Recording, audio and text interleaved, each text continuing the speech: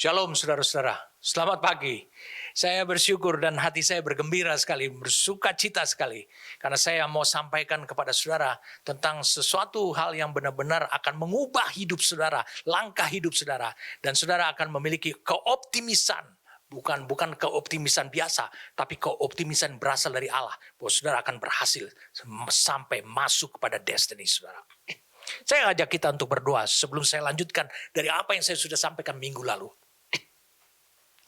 Bapak, terima kasih untuk apa yang kau ungkapkan kepada kami hari-hari belakangan ini. Kami sangat diberi anugerah oleh Tuhan. Pemahaman, pengertian, dan juga hikmat untuk kami bisa mewujudkan apa yang kami dengar dari Engkau. Apa yang Kau lepaskan dari Engkau. Yaitu firman Allah hidup yang kuat. Bahkan lebih kuat daripada lebih tajam daripada pedang bermata dua manapun juga. Terima kasih karena ini benar-benar memberikan kepada kami suatu kepastian langkah kehidupan untuk di hari-hari depan kami. Bapak, kami bersyukur kami ditakdirkan untuk berhasil.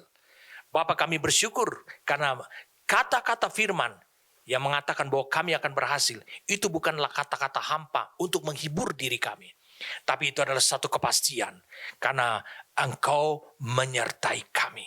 Terima kasih karena bukan Engkau yang berperang melawan iblis, tapi Engkau menyertai kami supaya kami bisa menjadi menggenapkan, menghancurkan semua pekerjaan iblis, bahkan membangun tatanan kehidupan baru di dunia ini.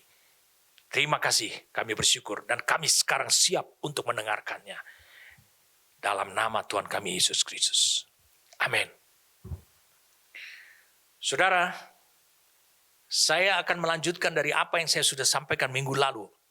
Saya akan berikan kepada saudara beberapa hal yang untuk supaya saudara tetap ingat itu. Lukas pasal yang keempat.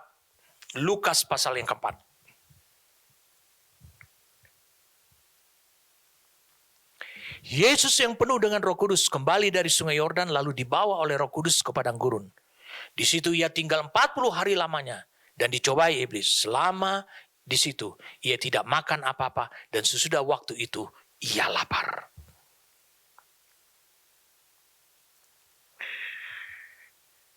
Ayat 13. Sesudah iblis mengakhiri semua pencobaan itu.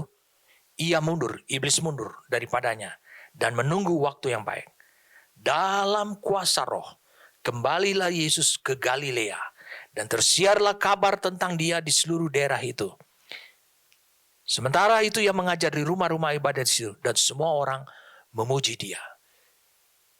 Minggu lalu saya sampaikan kepada kalian. Ingat, Yesus tidak pernah kembali lagi ke Sungai Yordan. Yesus tidak pernah kembali lagi ke padang gurun. Sedangkan Yohanes Pembaptis, seorang yang diutus oleh Allah untuk menyiapkan jalan bagi Yesus.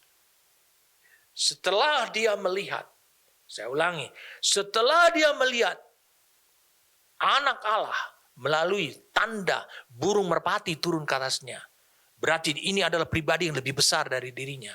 Setelah dia membaptis Yesus, berarti misinya dia, mandat yang diberikan kepada Yesus sebenarnya sudah berakhir. Tetapi Yohanes Pembaptis tetap tinggal di Sungai Yordan. Dia tidak pernah meninggalkan pelayanannya. Apa artinya buat kita? Itu sebabnya Yohanes Pembaptis, tangan Tuhan yang perkasa, melalui kekejaman daripada Herodes, kebencian daripada Herodes, memenggal kepalanya. Ingat saudara-saudara, kalau engkau tidak taat akurat, bermain-main dengan waktu dan mandatnya Tuhan, maka saya katakan, engkau tidak dalam perlindungan.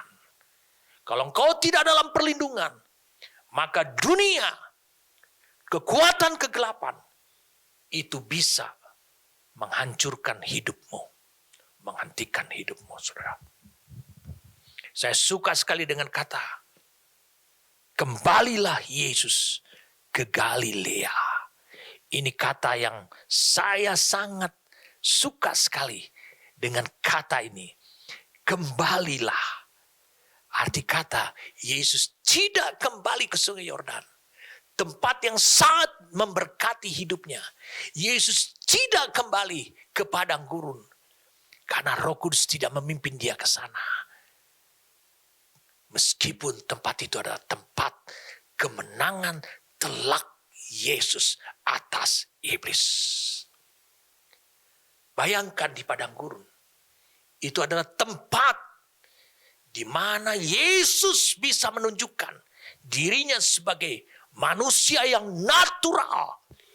Hidup dengan kekuatan dan alam supranatural. Ketika dia berhadapan dengan iblis. Saudara harus bisa pahami. Allah tidak menginginkan bahwa kita kembali lagi ke titik di mana kita sangat diberkati. Saya ulangi sekali lagi. Perjalanan kehidupan kita dalam mengikut Tuhan itu adalah sebuah perjalanan rohani. Dan Allah tidak menghendaki supaya kita berhenti di titik itu. Lihat, di sungai Yordan, Yesus hanya dibaptis oleh air saja. Dan Bapa menunjukkan kepada dia melalui tanda burung merpati, yaitu bahwa Roh Kudus telah turun sebelumnya ke atas Yesus. Itu menunjukkan bahwa dia telah dipenuhi dan dibaptis oleh Roh Kudus. Itu hanya tanda. Kadang-kadang tanda-tanda yang ajaib menyertai hidup saudara. Dan saudara tidak pernah meninggalkan tempat di mana tanda-tanda yang ajaib itu terjadi pada hidup saudara. Allah tetap ingin bahwa engkau tetap dipenuhi Roh Kudus, dikendalikan Roh Kudus, dan dipimpin Roh Kudus. Bukan engkau yang menentukan, tetapi Dia yang menentukan. Saya mengajak saudara untuk bisa melihat Matius pasal yang ketiga. Matius pasal yang ketiga. Ayat yang ke-11. Aku membaptis kamu dengan air sebagai tanda pertobatan. Tetapi ia yang datang kemudian daripadaku lebih berkuasa daripadaku. Dan aku tidak layak melepaskan kasutnya. Ia akan membaptiskan kamu dengan Roh Kudus dan dengan api. Ia lebih berkuasa. Katakan lebih berkuasa. Ia lebih besar. Katakan lebih besar. Ini sangat penting. Kemudian kalau engkau baca di Markus pasal yang pertama. Mari kita lihat Markus 1. Ayat yang ke-8. Di situ dituliskan demikian. Aku membaptis kamu dengan air, kata Yohanes Pembaptis. Tetapi ia akan membaptis kamu dengan Roh Kudus. Yesus akan membaptis dengan Roh Kudus. Tentu dia harus sudah dibaptis lebih dulu. Pada waktu Yohanes mengenali, melihat tanda burung merpati, dia sudah tahu bahwa ini, pribadi ini, sudah dibaptis oleh Roh Kudus melalui tanda itu. Makanya di Lukas pasal 3 ayat 16 dikatakan juga adalah demikian. Lukas pasal 3 ayat 16. Yohanes menjawab dan berkata kepada semua orang itu, aku membaptis kamu dengan air, tapi ia yang lebih berkuasa, lebih perkasa daripadaku akan datang dan membuka tali kasutnya pun aku tidak lagi. Ia akan membaptis kamu dengan Roh Kudus dan dengan api. Katakan yang lebih perkasa. Ini sangat penting untuk saudara menyelami apa arti yang lebih perkasa. Berarti selama engkau tinggal di sungai Yordan, engkau tidak akan pernah menjadi yang lebih perkasa. Karena yang lebih perkasa itu dia bergerak, dipimpin oleh Roh Kudus. Kisah Rasul 1, saya ingin memberikan banyak ayat kepada saudara. Kisah Rasul 1, ayat yang ke-5. Sebab Yohanes membaptis dengan air, tetapi tidak lama lagi kamu akan dibaptis dengan Roh Kudus. Jadi saudara bisa pahami sekarang bahwa sangat penting sekali peranan Yesus telah menunjukkan bahwa dia telah dibaptis oleh Roh Kudus. Sehingga manifestasi dia dipenuhi Roh Kudus, manifestasi ataupun bukti bahwa dia dipenuhi Roh Kudus, bahwa dia dikendalikan Roh Kudus, dan dia dipimpin oleh Roh Kudus menjadi nyata di dalam hidupnya. Bagaimana saudara bisa tahu itu? Lukas menulisnya, Matius menulisnya, Markus menulisnya, dan mengatakan Yesus itu dipenuhi Roh Kudus, Yesus itu dikendalikan Roh Kudus, dan Yesus itu dipimpin oleh Roh Kudus. Siapa Yesus itu? Dia manusia yang diutus oleh Allah dari sorga. Dan Allah membaptis dia, memenuhi dia dengan rohnya, membuat dia, memberikan kendali atas hidupnya, dan juga memimpin hidupnya. Inilah gambaran dibaptis. Berarti Yesus menyerahkan kehendaknya untuk kepada kehendaknya Roh Allah. Saya ingin supaya saudara mendapatkan kebenaran yang lebih nyata. Mari kita buka sekarang Matius pasal 4. Kita lihat satu persatu. Ayat yang pertama. Dikatakan adalah, maka Yesus dibawa oleh Roh ke padang gurun untuk dicobai iblis. Dikatakan adalah Yesus dipimpin. Mari saya ajak saudara untuk bisa melihat Matius 4.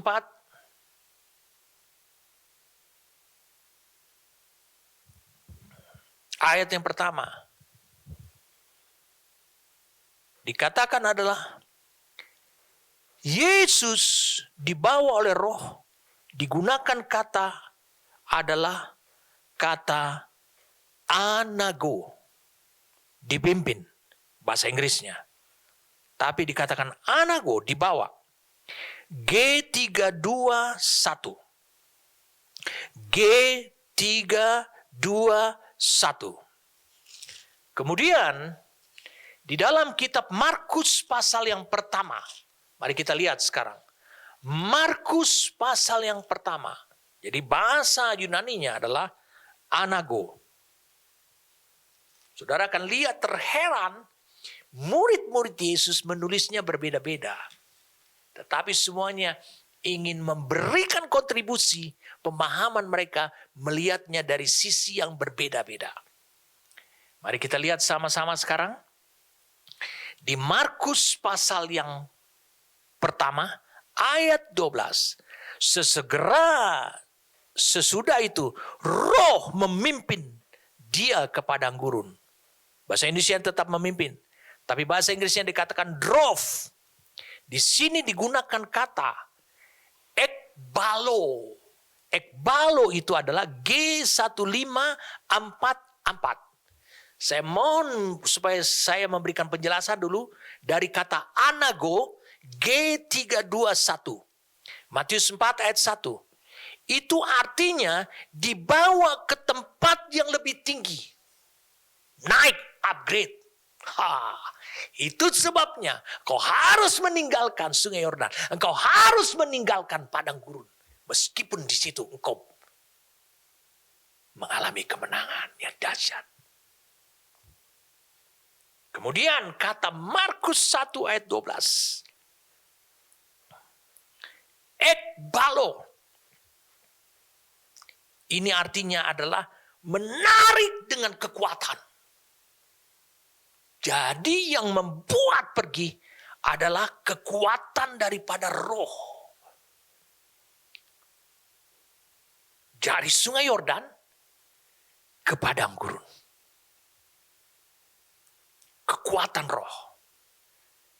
Kalau Matius 4 ayat 1 dan Markus 1 ayat 12 kita gabungkan, berarti kekuatan Roh Kudus. Saya ulangi, kekuatan Roh Kudus mampu untuk membawa Yesus ke tempat yang lebih tinggi. Dan saudara berpikir tempat yang lebih tinggi itu adalah bait suci? Bukan, padang gurun untuk berjumpa dengan iblis. Itu tempat yang lebih tinggi. Roh Kudus tahu bagaimana bertemu dengan iblis. Iblis ada di tempat, di satu posisi rohani. Dan Yesus dibawa ke sana. Dan Yesus harus mengalami kemenangan. Itu sebabnya ketika Yesus menghardik iblis di padang gurun, iblis segera lari. Lalu di Lukas pasal 4. Di Lukas pasal 4. Wow, saya semangat untuk menjelaskan pada saudara tentang kuasa Roh Kudus ini, kekuatan dari Roh Kudus ini. Lukas pasal 4. Yesus yang penuh dengan Roh Kudus kembali dari Sungai Yordan, lalu dibawa, digunakan kata dipimpin oleh Roh Kudus ke padang gurun. Ingat, dipimpin di sini digunakan kata ago ke padang gurun. Jadi peristiwa yang sama, Matius mengatakan adalah anago, Markus mengatakan ekbalo, Lukas mengatakan ago, G71. G71, ago artinya adalah bagaimana suatu cara, itu disebut adalah memimpin, cara membawa sampai kepada tujuan ini berhasil. Jadi sekarang kalau Matius, Markus, Lukas kita gabungkan jadi satu. Saudara akan terkejut untuk mendengarkan ini. Dan ini betul-betul akan dikerjakan oleh Roh Kudus. Kuasa Roh Kudus dalam hidupmu. Karena Yesus diutus ke bumi ini sebagai manusia. Mengapa? Karena Roh Kudus yang sama yang telah mengerjakan anago, ekbalo, dan ago kepada Yesus akan mengerjakan yang sama. Saya beritahu kepada saudara, ago ini artinya adalah suatu cara untuk membawa sampai kepada tujuannya Allah. Kalau kita gabung semuanya, berarti kekuatan Roh Kudus itu memiliki kemampuan untuk membawa saudara ke suatu tempat yang lebih tinggi lagi. Tidak pernah membuat saudara mundur. Dan membuat saudara akan berhasil mencapai tujuannya Allah.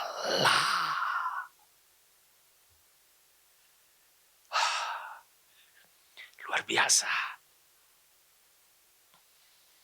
Waktu saya dibukakan, disingkapkan oleh Tuhan tentang kebenaran ini, Roh Kudus kuutus ke bumi ini, kucurahkan ke bumi ini, bukan hanya sekedar supaya engkau bisa hidup olehnya, bukan hanya sekedar supaya engkau bisa dipenuhi olehnya, sehingga seluruh aspek hidupmu sangat diberkati. Bukan hanya supaya dia bisa hanya dikendalikan, engkau dikendalikan olehnya, tapi supaya engkau juga dipimpin. Yaitu supaya engkau mengalami anago, ekbalo, dan ago. Ini berarti, saudaraku, dibutuhkan suatu penyerahan hidup di dalam dari hidup saudara. Supaya kehendakmu memutuskan untuk memberikan kewenangan kepada Roh Kudus dengan sukarela, supaya lebih efektif lagi kekuatan dan kuasa dari Roh Kudus itu bekerja dari dalam dan juga untuk hidup saudara. Pengalaman inilah yang menunjukkan bahwa baptisan Roh Kudus itu sangat penting untuk perjalanan hidup saudara selanjutnya. Kenapa? Karena ada kata-kata sesudah itu. Sesudah dialami oleh Yesus, ada kata-kata, yaitu kembali dari Sungai Yordan, kembali ke Galilea, kembalilah Yesus. Artinya Yesus tidak kembali, tapi dia selalu dibawa ke tempat yang lebih tinggi, lebih tinggi. Di Yohanes 12 dikatakan, apabila anak manusia itu ditinggikan dari bumi ini.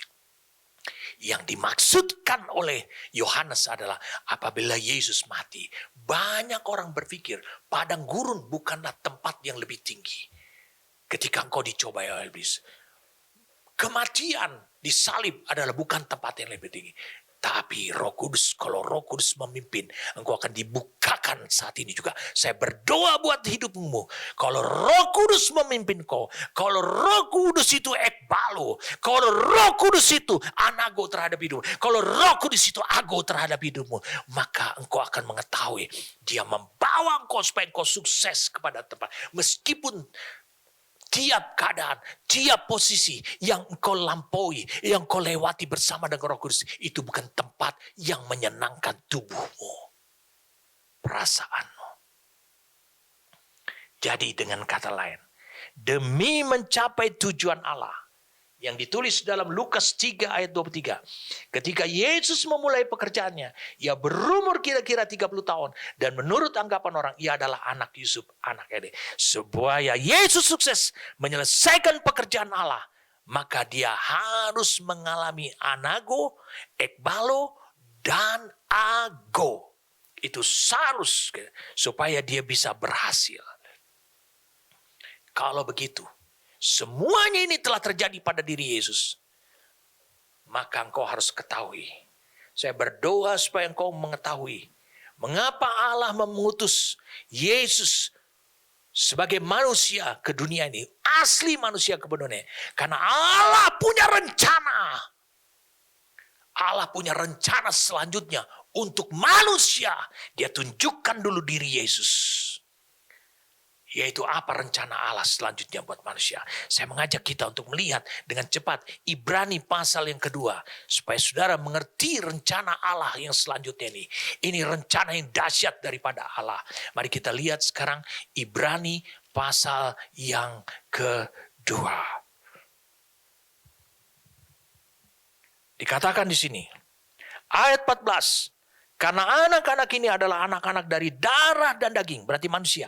Maka ia juga menjadi sama dengan mereka dan mendapat bagian dalam keadaan mereka. Dalam kondisi mereka, bisa lapar, bisa haus, bisa menderita. Supaya oleh kematiannya, oleh kematian Yesus yang naik ke posisinya, ia memusnahkan dia, yaitu iblis yang berkuasa atas maut. Pekerjaan iblis salah satu adalah membuat maut dalam hidup saudara. Dan supaya dengan jalan demikian, ia membebaskan mereka yang seumur hidup berada dalam perhambaan oleh karena takutnya kepada maut. Sebab sesungguhnya bukan malaikat-malaikat yang ia kasihani. Malaikat itu terlalu rendah bagi Allah. Lebih rendah daripada manusia. Tetapi keturunan Abraham yang ia kasihani. Lihat rencana Allah selanjutnya. Lihat rencana Allah selanjutnya. Ayat 17. Itulah sebabnya. Maka dalam segala hal. Maksudnya Yesus. Harus disamakan dengan saudara-saudaranya. Yaitu yang manusia juga. Bukan malaikat. Supaya ia menjadi imam besar. Yang menaruh belas kasihan. Dan yang setia kepada Allah. Untuk mendamaikan dosa seluruh bangsa. Itulah sebabnya. Maka dalam segala hal. Itulah sebabnya. Maka dalam segala hal. Ia harus disamakan dengan saudara-saudaranya. Dengan yang lain. Kalau begitu apa rencana Allah selanjutnya atas manusia? Ingat, Allah tidak akan membuat perbedaan. Roh Kudus yang telah meliputi hidupnya Yesus, yang memberikan kekuatan kepada Yesus, kuasa kepada hidupnya Yesus, dan Roh Kudus yang telah mengendalikannya Yesus. Roh Kudus yang telah berbuat banyak mujizat dengan menyembuhkan orang dan mengusir setan oleh Roh Kudus melalui yang terjadi pada dirinya Yesus. Dia juga akan membaptis manusia dengan Roh Kudus yang sama.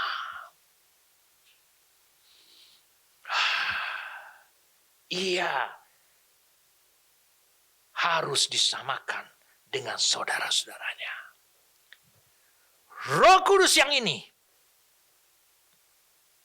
membaptis Yesus sejak dari dalam rahim. Sampai pernyataan itu keluar di usia 30. Dan Roh Kudus itu yang memiliki kuasa menyelimuti Yesus, berhadapan dengan iblis dan mengalahkan iblis. Hancur. Sehingga iblis tidak bisa berbuat apa-apa lagi. Dia hanya menunggu waktu. Waktu itu adalah agendanya Allah. Karena Allah yang pegang waktu. Bukan iblis mencari kesempatan. Waktu di sini adalah waktu. Agendanya Allah. Kapan dia beratraksi? Karena iblis tanpa perintah Allah. Karena iblis bisa dikatakan kalah total.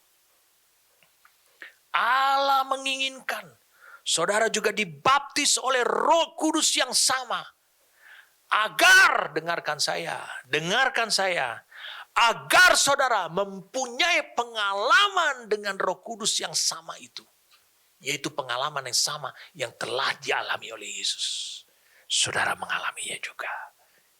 Jadi baptisan Roh Kudus itu dipenuhi Roh Kudus, dikendalikan Roh Kudus, dipimpin Roh Kudus.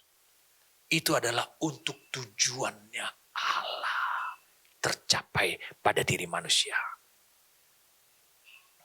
Oke, mari kita lihat. Betulkah rencana Allah ini selanjutnya ini terjadi? Ya. Lihat yang pertama. Setelah Yesus bangkit, dia berkata kepada murid-muridnya, "Oh, kalian belum siap untuk tujuan Allah. Maka kalian harus tinggal di Yerusalem."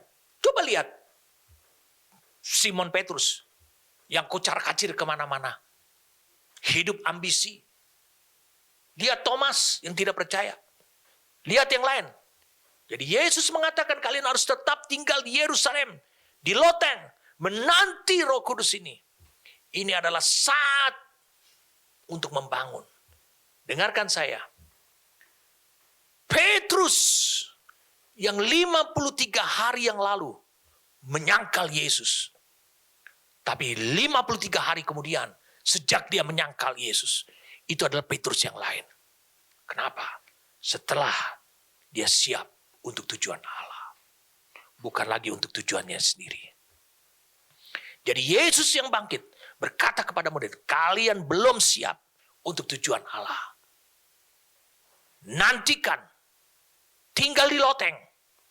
10 hari lamanya. Menanti Roh Kudus. Yang kedua, saudara bisa lihat sesudah itu. Yesus yang berada di loteng berubah. Dia tidak ingin menonjol lagi. Dia berdiri, berbicara bersama-sama dengan para rasul yang lain. Para murid yang lain. Tetapi kemudian setelah 10 hari mereka berdoa dalam kekuatan kesatuan yang dibangun oleh perkataan Tuhan. Kesatuan yang dibangun oleh perkataan Tuhan. Yaitu perkataan Yesus sebelum dia naik. Supaya mereka berkumpul. Hanya 120 orang. Padahal ada 500 orang di Bukit Zaitun yang melihat Yesus terangkat ke surga. Tapi hanya 120 orang. Yaitu hanya 24%. Saya ulangi, hanya 24% saja. Orang yang mau terus melanjutkan hidup dalam ketaatannya kepada Allah. Supaya apa? Supaya mereka tahu, mereka siap, mereka disiapkan oleh Allah untuk tujuan Allah. Tapi tidak berapa lama kemudian, setelah 10 hari, Petrus yang berjalan keluar dari loteng itu, bukan lagi Petrus yang sama. Bukan lagi Petrus yang menyangkal Yesus. Petrus yang pengecut. Petrus yang penuh ambisi. Petrus yang belum siap terhadap tujuan Allah. Tapi Petrus yang keluar sana. Dialah yang berkhotbah ketika pencurahan Roh Kudus itu. Ketika orang di luar di jalan-jalan kebingungan. Ini Petrus yang berbeda. Bukan lagi Petrus yang menyangkal oleh karena seorang wanita mereka. Bukan kau salah satu daripada muridnya. Dan aku tidak tahu, aku tidak kenal dia. Bukan lagi Petrus yang demikian. Tapi ini Petrus yang lain. Jadi saudara bisa pahami sekarang, itu adalah Petrus yang berbeda. Sangat penting sekali saudara benar-benar memahami dengan sebenarnya. Saya ulangi, saudara memahami dengan sebenarnya. Tujuan daripada dibaptis Roh Kudus, tujuan daripada kuasa daripada Roh Kudus itu untuk apa? Saya mau sampaikan sekali lagi, untuk tujuan Allah. Tetapi yang jadi persoalan adalah banyak orang yang menginginkan untuk dia mengalami baptisan Roh Kudus, tapi dia belum siap. Celakanya adalah orang-orang yang belum siap seperti ini. Saya ulangi, celakanya adalah orang-orang yang belum siap seperti ini. Orang-orang yang masih punya ambisi. Apa motivasi engkau? Supaya engkau bisa menerima kuasa. Karena engkau hamba Tuhan? Bukan. Hanya satu dasar. Engkau akan menerima kuasa itu. Dan dengan segera kuasa itu akan menenggelamkan hidup saudara. Hanya satu dasar. Demi tujuannya Allah. Tidak ada dasar yang lain. Bukan supaya eksistensi engkau sebagai hamba Tuhan itu benar-benar diperteguhkan bahwa engkau adalah hamba Tuhan di depan banyak orang. Dengarkan saya. Bukankah tadi sudah kita baca? Minggu lalu sudah kita bahas. Yohanes Pembaptis mengatakan bahwa yang membaptis dengan Roh Kudus dan api itu lebih perkasa, lebih besar. Saya ulangi, lebih besar daripada Yohanes, daripada dirinya. Jadi, kalau saudara dibaptis Roh Kudus, maka saudara akan bisa melakukan pekerjaan-pekerjaan yang lebih besar lagi. Mari kita lihat sama-sama. Yohanes 14 ayat 12. Allah tidak menginginkan engkau melakukan pekerjaan-pekerjaan yang kecil-kecil. Ada banyak orang dia melakukan pekerjaan kecil oleh karena apa? Dia puas. Yohanes 14 ayat 12 mengatakan, aku berkata kepadamu, sesungguhnya barang siapa percaya kepadaku, ia akan melakukan juga pekerjaan-pekerjaan yang aku lakukan. Bahkan pekerjaan-pekerjaan yang lebih besar daripada itu. Sebab aku pergi kepada Bapa. Ngapain Yesus pergi kepada Bapa? Mari kita lihat saudara. Dan apa yang kamu minta dalam namaku, aku akan melakukannya supaya Bapa dipermuliakan di dalam Anak. Jika kamu meminta sesuatu kepadaku dalam namaku, aku akan melakukannya. Bagaimana caranya dia sampai kepada Bapa? Yesus tahu jalannya. Jalannya adalah dia akan menderita, dia akan disalibkan, dia akan mati, dia akan bangkit. Kemudian dia terus hidup dalam ketaatan sampai pada matinya. Lalu kemudian dia akan naik. Dia sampai kepada Bapa. Yesus tahu jalan kepada Bapa. Itu yang dikatakan di ayat yang pertama sampai ayat yang keempat.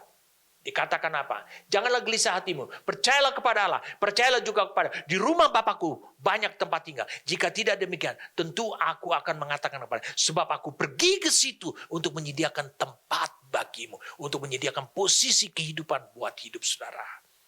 Saudara, bagian daripada agendanya Allah. Lihat saudara. Ayat 15, jikalau kamu mengasihi aku, kamu akan menuruti segala perintahku. Salah satu persiapan dalam hidupmu, taat. Aku akan minta kepada Bapa, dia akan memberikan kepadamu seorang penolong yang lain, yaitu Roh Kudus. Supaya ia menyertai kamu selama-lamanya. Yesus mengatakan kau akan mengerjakan pekerjaan lebih besar, karena aku pergi kepada Bapa. Dia pergi kepada Bapa untuk apa? Meminta Roh Kudus. Mari kita lihat sekarang Kisah Rasul 2. Kisah Rasul 2.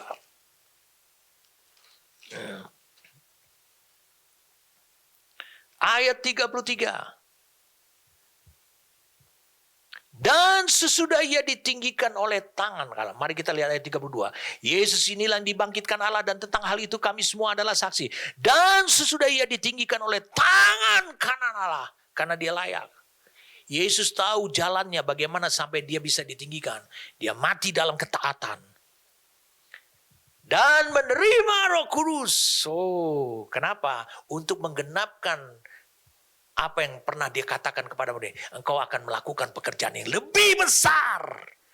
Bukan berarti pribadimu lebih besar.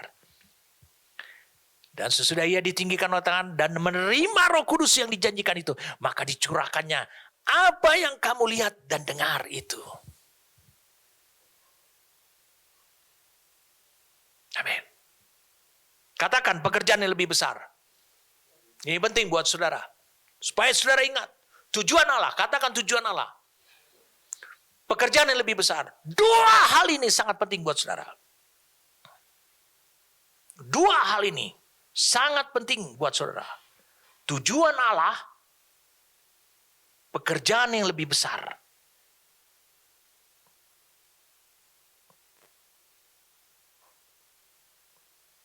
Saya bergairah untuk hal ini. Nah, dengarkan baik-baik. Saya ingin saudara benar-benar tidak keliru. Makanya saya paku saudara dulu kepada dua hal ini. Tujuan Allah, pekerjaan yang lebih besar. Sudah? Saudara sekarang bisa paham apa yang saya katakan ini ya. Jadi saya ingin supaya saudara benar-benar bisa memahami dengan jelas. Dua hal ini tidak bisa ditawar-tawar. Hubungan kuat dengan mengapa engkau dibaptis oleh Roh Kudus. Mengapa engkau mengalami kuasa Roh Kudus. Mari kita lihat sekarang Kisah Para Rasul 2. Ayat yang pertama, ketika tiba hari Pentakosta, semua orang percaya berkumpul di satu tempat. Tiba-tiba turunlah dari langit suatu bunyi seperti tiupan angin keras yang memenuhi seluruh rumah di mana mereka duduk, dan tampaklah kepada mereka lidah-lidah seperti nyala api yang bertebaran dan hinggap pada mereka masing-masing. Maka penuhlah mereka dengan Roh Kudus. Lalu mereka mulai berkata-kata dalam bahasa lain seperti yang diberikan oleh Roh itu kepada mereka untuk mengatakannya. Waktu itu, kita baca ayat yang ke-7. Mereka semua tercengang-cengang dan heran, lalu berkata, bukankah mereka semua yang berkata-kata itu orang Galilea? Bagaimana mungkin kita masing-masing mendengarkan berkata-kata dalam bahasa kita sendiri, yaitu bahasa yang kita pakai di negeri asal kita. Jadi mereka 120 orang ini itu berbahasa bukan bahasa ibu mereka. Bukan bahasa ibu mereka, tapi merupakan bahasa orang lain. Bahasanya siapa? Bahasanya orang Partia, Media, Elam, penduduk Mesopotamia, Yudea, Kapadokia, Pustus, Pontus, dan Asia, Frigia, Pamfilia, Mesir, daerah-daerah Libya yang berkaitan dengan Kirene, Sunda, Batak, Yahudi, dan segala macam. Wow, banyak bahasa. Ada mereka nggak pernah kursus. Dengarkan saudara.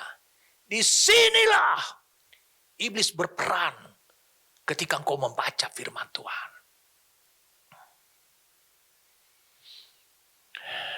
Dengarkan saya. Banyak orang setelah membacanya ini tanpa pemahaman yang benar. Dia mengatakan demikian. Indikasi seorang yang telah dibaptis oleh Roh Kudus. Indikasi seorang yang telah dibaptis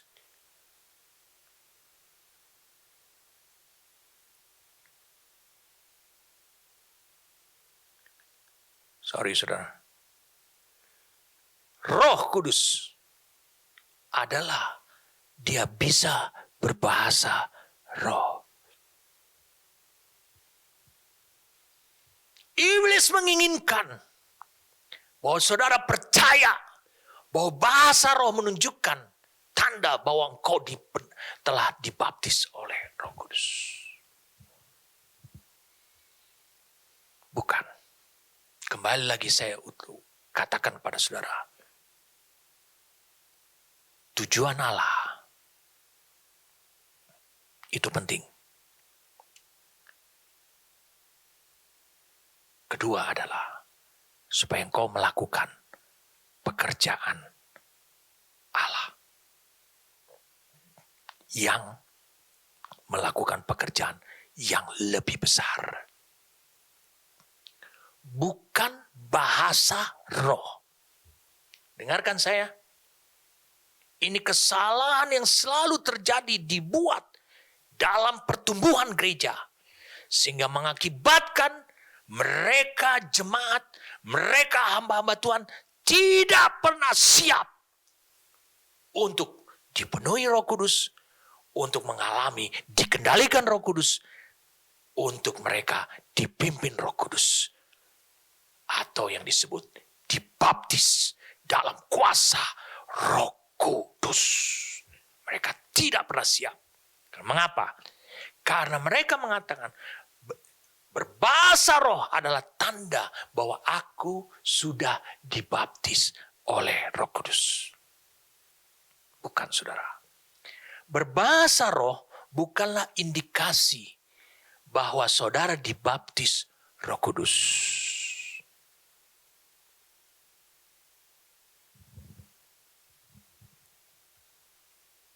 Bahkan saya turunkan sedikit. Bukankah kita sudah belajar tentang 3? Saya turunkan lagi. Bisakah seseorang, nah ini dengarkan saya.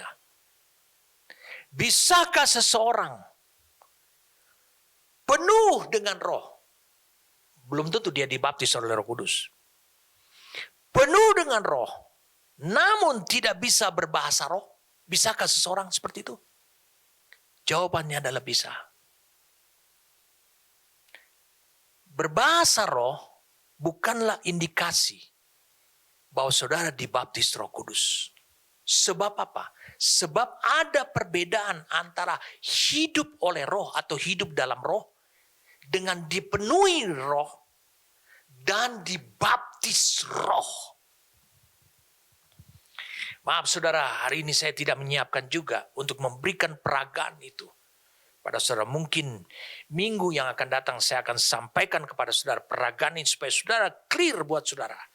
Karena ini saudara bisa menontonnya dan saudara bisa memahaminya.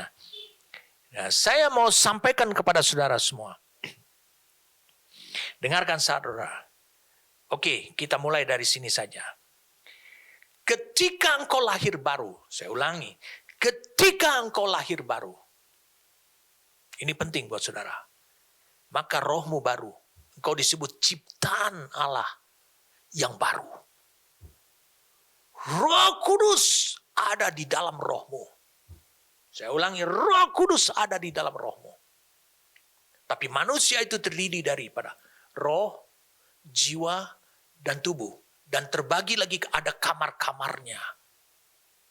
Hati, yaitu terdiri antara hati nurani, bagian daripada roh, fungsi daripada roh, dan seluruh jiwa. Lalu kemudian manusia yang menggerakkan semuanya adalah kehendak. Makanya dikatakan adalah kehendak daripada keinginan hatimu, ataupun itu adalah kehendak daging yang berasal dari tubuh. Jadi saudara bisa lihat itu ada banyak kamar-kamar di dalam kehidupan saudara. Pada saat kau lahir baru, rohmu yang baru. Karena rohmu itu dilahirkan, dihidupkan, memiliki kehidupannya dari roh Allah sendiri. Yang kita sebut, direpresentasikan adalah roh Allah yang memberi hidup itu disebut dengan roh Kristus. Karena apa? Karena akan mewujudkan kehidupan Kristus yang dulunya adalah Yesus. Itu mulai dalam hidup saudara. Tapi perhatikan dengan baik. Saya berikan kepada saudara gambaran seperti gelas ini. Kalau seandainya saudara baru lahir baru, saya umpamakan air ini adalah Roh Kudus atau Roh Allah.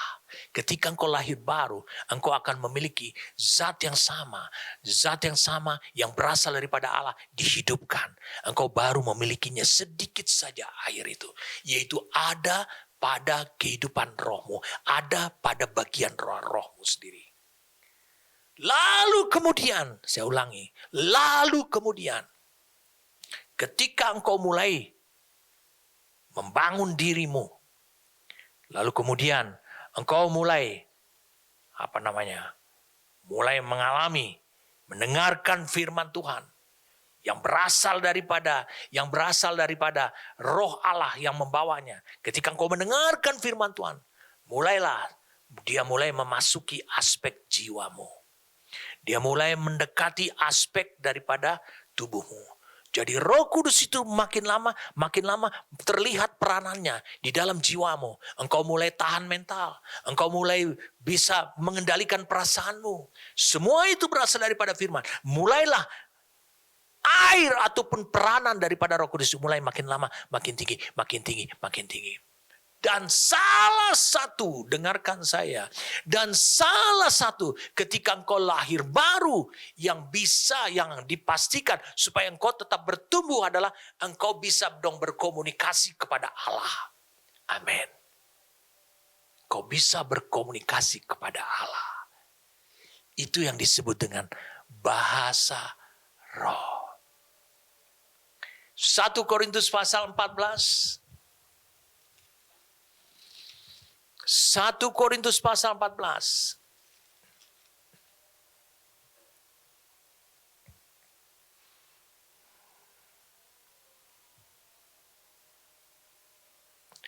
Satu Korintus pasal 14. Ayat yang pertama, kejarlah kasih itu. Ini karena karakter ilahi. Usahakanlah dirimu memperoleh karunia-karunia roh, terutama karunia untuk bernubuat. Siapa yang berkata-kata dengan bahasa roh, tidak berkata-kata kepada manusia. Berkata-kata, speak, berbicara.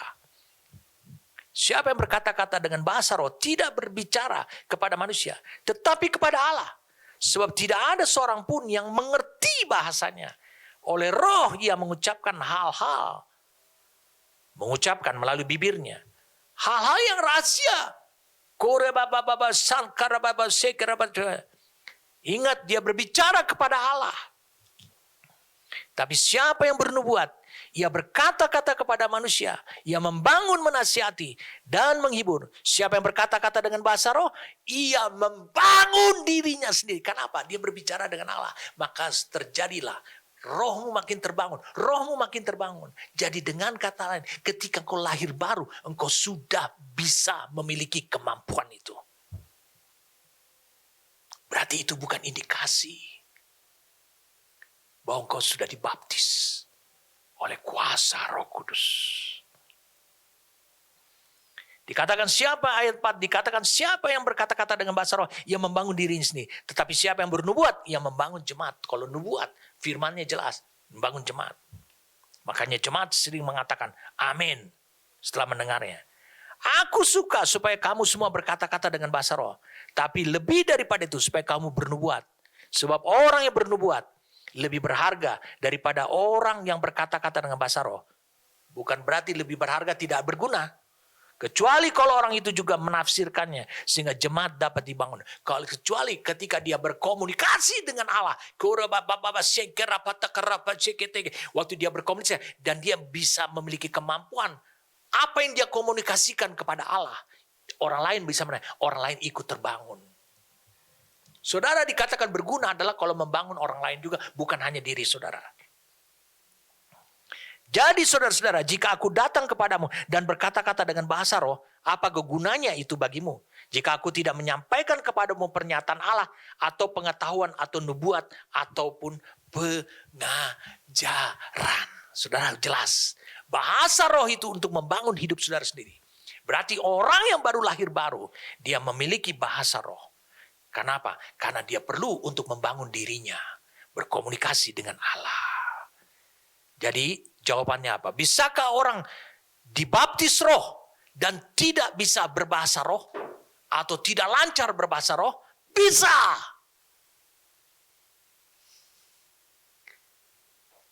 Jadi dengarkan saya.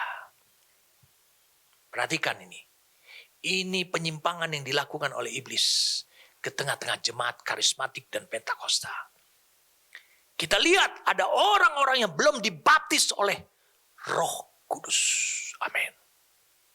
Maka mereka didorong. Dan akhirnya mereka memiliki pengharapan. Orang yang belum dibaptis oleh Roh Kudus ini. Yang diharapkan oleh orang itu. Suatu ketika mereka bisa berbahasa roh. sebagai bukti bahwa mereka telah dibaptis oleh Roh Kudus. Mereka kehilangan tujuan kuasa Allah itu adalah untuk menyelesaikan tujuan Allah dan untuk melakukan pekerjaan-pekerjaan yang lebih besar. Dengan kata lain, yang manusia tubuhmu, manusia lahiriamu tidak mampu untuk melakukan, tetapi oleh kuasa Roh Kudus yang bekerja untuk dirimu, engkau akan sanggup menyelesaikan pekerjaan yang lebih besar, yang supranatural. Jadi dengarkan saya. Apakah kalau orang berbahasa roh, dia bisa mengusir setan? Tentu tidak. Karena Alkitab dengan jelas mengatakan demikian. Mari kita lihat sama-sama.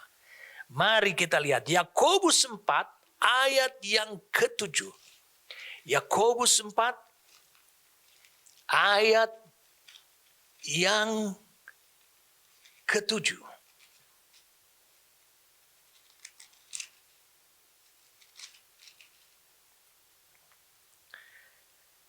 Karena itu tunduklah kepada Allah dan lawanlah iblis, maka ia akan lari daripadamu. Bukan bahasa roh. Bukan bahasa roh. Tapi dengan suatu sikap, kau tunduk kepada Allah. Kau berada di bawah kuasanya Allah. Otoritasnya Allah.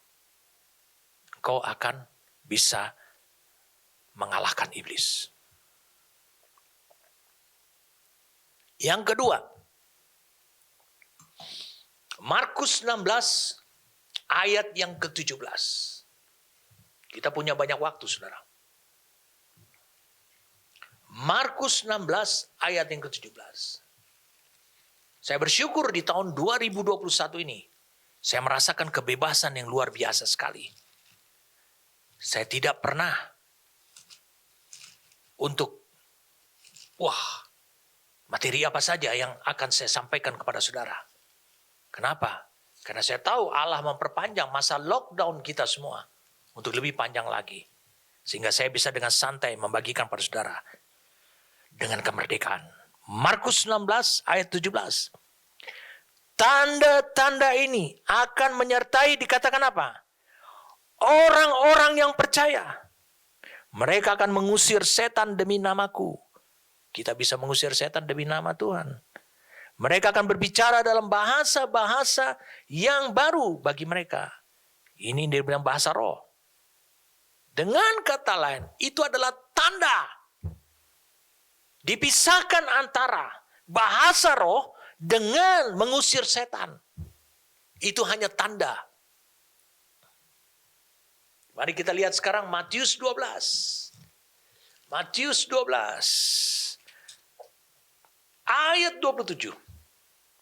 Jadi, jika aku mengusir setan dengan kuasa Beelzebul, dengan kuasa siapakah pengikut-pengikutmu mengusirnya? Sebab itu merekalah yang akan menjadi hakimu. Tetapi jika aku mengusir setan dengan kuasa Roh Allah, Roh Kudus, dengan dinamisnya Roh Kudus, maka sesungguhnya kerajaan Allah sudah datang kepadamu. Dengan kata lain, bahasa roh tidak bisa mengusir setan. Dengan kata lain, hanya kuasa Roh Allah saja yang bisa mengusir setan. Jadi, yang terpenting yang Paulus tulis adalah bukan menerima atau bukan mencari karunia, tapi adalah menerima kuasa. Jadi kita nih sedang membicarakan mengenai Roh Kudus yang sama yang terjadi pada diri Yesus, yang memberikan pengalaman kepada Yesus selama 33,5 tahun sampai dia naik ke surga oleh karena pengalaman daripada Roh Kudus. Roh Kudus yang sama yang memberikan pengalaman kepada Yesus yang dahsyat demikian, maka akan diberikan juga pengalaman yang sama. Oleh karena itu Allah harus memberikan Roh Kudus yang sama, kuasa yang sama, bukan yang kedua. Tidak ada dua Roh Kudus. Jadi saat kita lahir baru, maka roh baru memenuhi roh kita. Dan menurut anatomi tatanan kehidupan manusia, maka semakin kita memberikan diri kita, semakin dewasa, makin banyak pengertian rohani, maka kita peranan Roh Kudus yang selama ini hanya berinteraksi dalam roh kita, mulai terlihat kepada jiwa, mulai meluber kepada jiwa, mulai nyata kepada tubuh, sampai ini menjadi penuh. Sehingga satu hari genaplah firman Tuhan di 1 Korintus 4:6. Tubuh untuk Tuhan, Tuhan untuk tubuh. Tidak tahukah kamu bahwa tubuhmu adalah bait Roh Kudus? Berarti Roh Kudus telah mengambil peranan. Engkau telah menjadi penuh dengan Roh Kudus. Sesudah engkau penuh dengan Roh Kudus, maka engkau harus lanjut lagi. Saya ulangi, engkau lanjut lagi ke tempat yang lebih tinggi. Oleh karena tadi saya sudah sampaikan kepada saudara, apa yang saya sampaikan kepada saudara, anago dibawa ke tempat yang lebih tinggi. Ekbalo dengan menarik dengan kekuatan, membawa saudara dengan kekuatannya dia. Dan ago yaitu membawa saudara sampai kepada tujuannya. Roh Kudus akan mengerjakan hal itu juga. Jadi saudara bisa lihat bahwa mengusir setan itu tidak bisa dengan bahasa roh. Makanya sangat penting sekali engkau memberikan peranan. Bagaimana engkau bisa siap untuk baptisan daripada kuasa Roh Kudus ini? Bagaimana engkau harus memberikan peranan, engkau bertumbuh. Saya ulang, engkau bertumbuh. Memberikan peranan yang lebih luas sampai betul-betul genaplah firman Tuhan. Sungguh katanya, tubuh orang ini adalah bait Roh Kudus. Berarti dia siap. Berarti dia sekarang akan naik ke tempat yang lebih tinggi lagi. Saya ulangi, naik ke tempat yang lebih tinggi lagi. Saya ingin saudara mendapatkan penjelasan daripada apa yang saya katakan ini. Kita mengenal namanya karunia-karunia. Ada karunia iman, ada karunia kesembuhan, ada karunia nubuat. Semuanya itu termanifestasi. Kita semakin mengabdikan diri kita kepada Tuhan secara bertahap dalam ketaatan. Namun kalau engkau lihat, Yesus tidak memiliki pengalaman atas karunia-karunia seperti ini. Sebab apa? Sebab Yesus selalu melakukan ketaatan 100%. Dia selalu melakukan ketaatan 100%. Itu sebabnya, makanya Allah sampai berkata demikian. Mari kita lihat di Kisah Rasul 2. Allah sampai berkata demikian karena dia melakukan ketaatan yang 100% itu. Mari saya sampaikan kepada saudara sesuatu yang luar biasa sekali apa yang terjadi pada diri Yesus. Kisah Rasul pasal yang kedua. Ayat yang ke-24. Kita baca di sini, tetapi Allah membangkitkan dia dengan melepaskan dia dari sengsara maut. Karena tidak mungkin ia tetap berada dalam kuasa maut itu. Ayat 27, sebab engkau Allah tidak menyerahkan aku kepada dunia orang mati dan tidak membiarkan orang kudusmu melihat kebinasan. Dengan kata lain, Allah tidak melihat satu alasan apapun juga. Saya ulangi, Allah tidak melihat satu alasan apapun juga, dasar apapun juga untuk membiarkan Yesus dibelenggu oleh kuburan dan tetap mati. Maka Allah harus membangkitkan dia. Siapa yang membangkitkan dia? Kuasa Roh Kudus.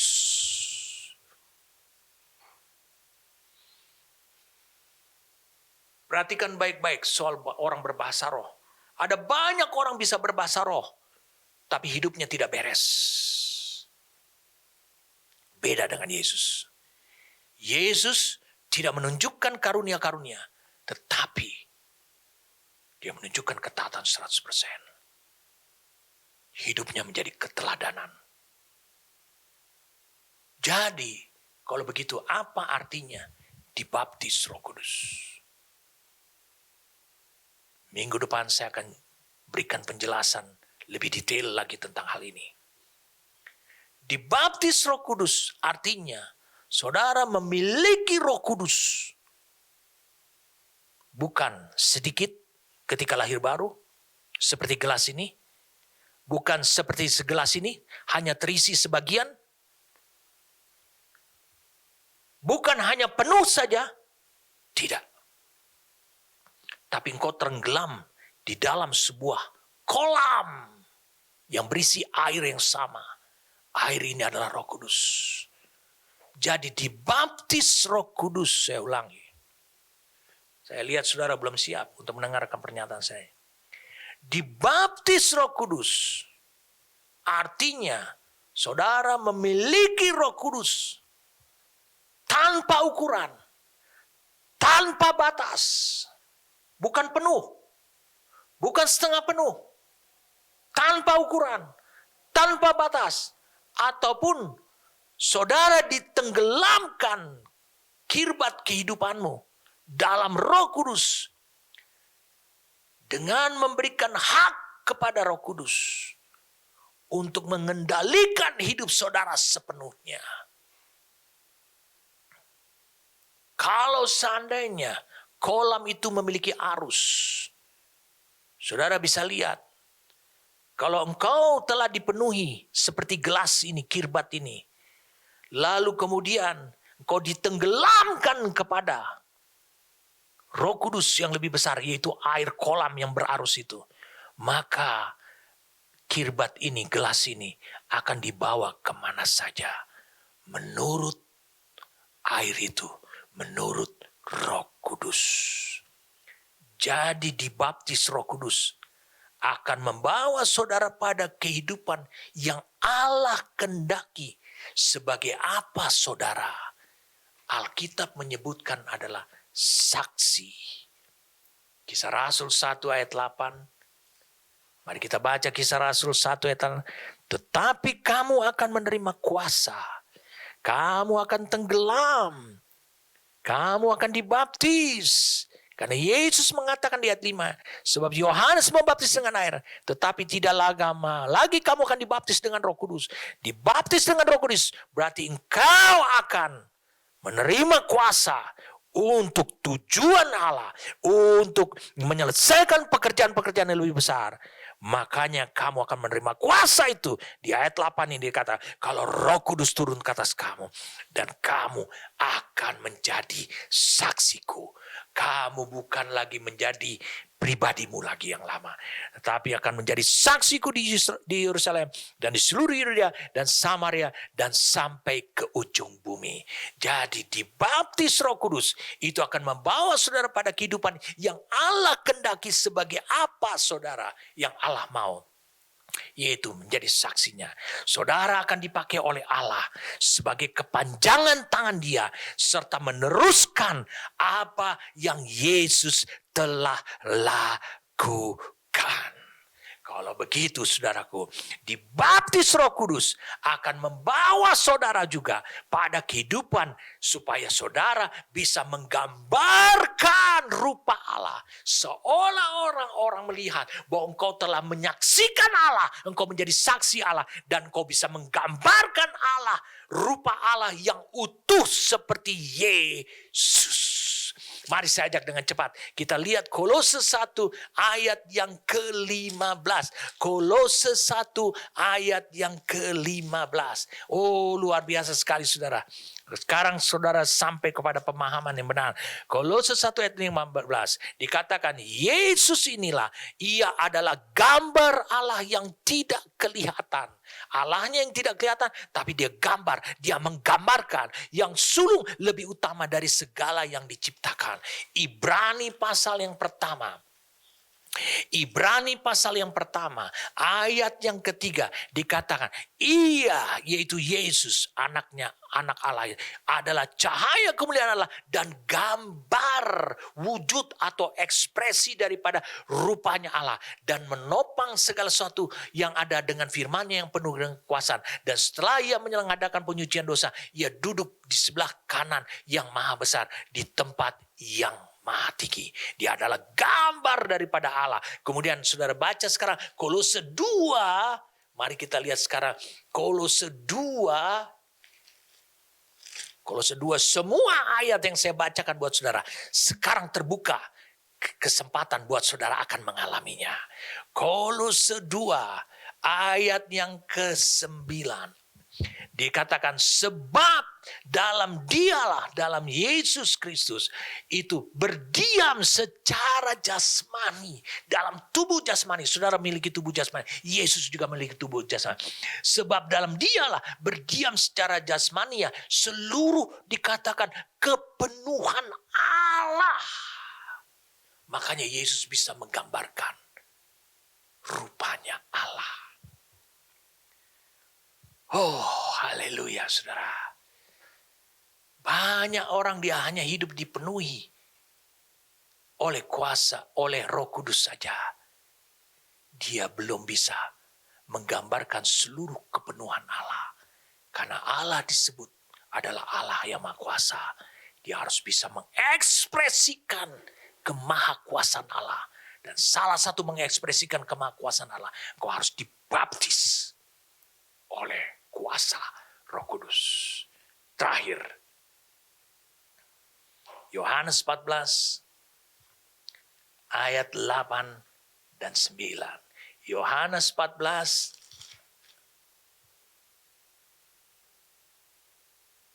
ayat 8 dan 9. Wah, luar biasa sekali saudara. Sekarang clear buat saudara. Saya akan lanjutkan minggu yang akan datang. Saudara akan bisa melihat bagaimana hidup oleh Roh, dipenuhi oleh Roh, dan dibaptis oleh Roh. Perbedaannya nih, saya sudah janjikan minggu lalu, 2 minggu yang lalu kepada saudara. Tapi saya berjanji akan menuntaskannya buat saudara. Yohanes 14 ayat yang ke-8 dan 9. Kata Filipus kepadanya, Tuhan tunjukkanlah Bapa itu kepada kami. Karena kami tidak clear mendapat gambaran Bapa. Itu sudah cukup bagi kami. Kata Yesus kepadanya, telah sekian lama aku bersama-sama kamu Filipus, namun kau tidak mengenal aku. Barang siapa telah melihat aku, artinya memahami aku.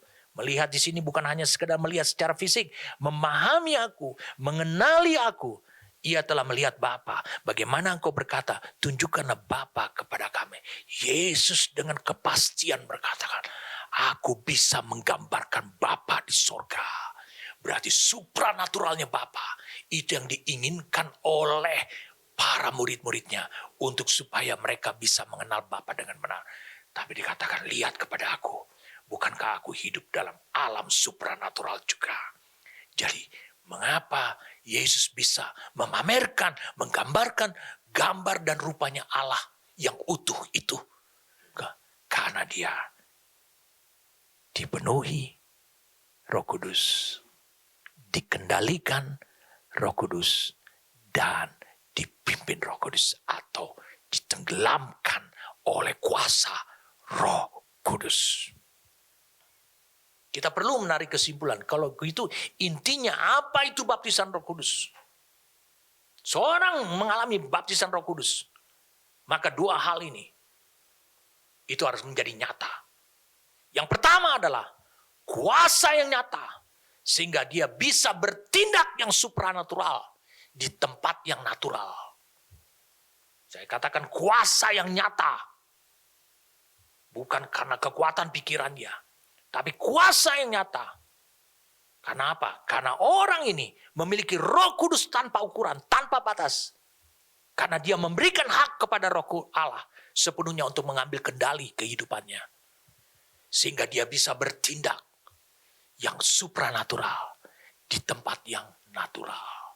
Atau di alam kehidupan natural. Inti daripada baptisan Roh Kudus itu di situ. Kuasa yang nyata. Jadi bukan hanya hayalan, bukan hanya pengajaran. Tapi nyata, real. Orang bisa mengatakan itu supranatural. Salah satu adalah perubahan hidupmu. Itu adalah sesuatu yang supranatural. Sebenarnya engkau telah mengalaminya. Tetapi engkau menginginkan engkau bisa menyembuhkan orang lain. Engkau bisa membelah laut. Buat apa engkau ingin membelah laut? Kalau engkau ingin melihat laut terpisah, pergi ke SeaWorld. Engkau bisa melihat ikan dan air laut. Gak perlu engkau membelah laut. Yang kedua, inti daripada baptisan Roh Kudus, tujuan Allah dicapai, digenapi. Jadi membawa saudara kepada hidup yang dikehendaki oleh Allah, menjadi saksi.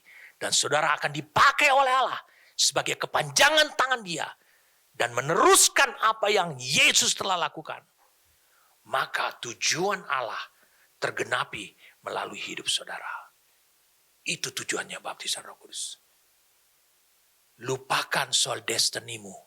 Lupakan soal engkau sukses mencapai destinimu.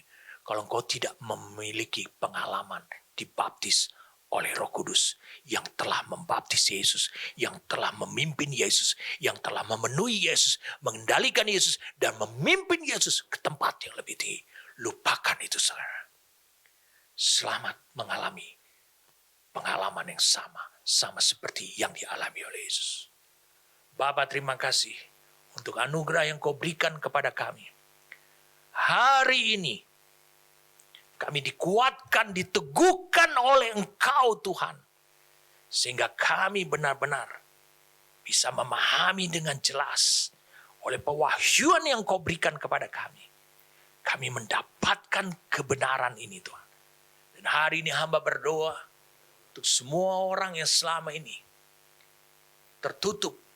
Bahkan mereka merasakan tertekan oleh karena mereka tidak bisa berbahasa roh.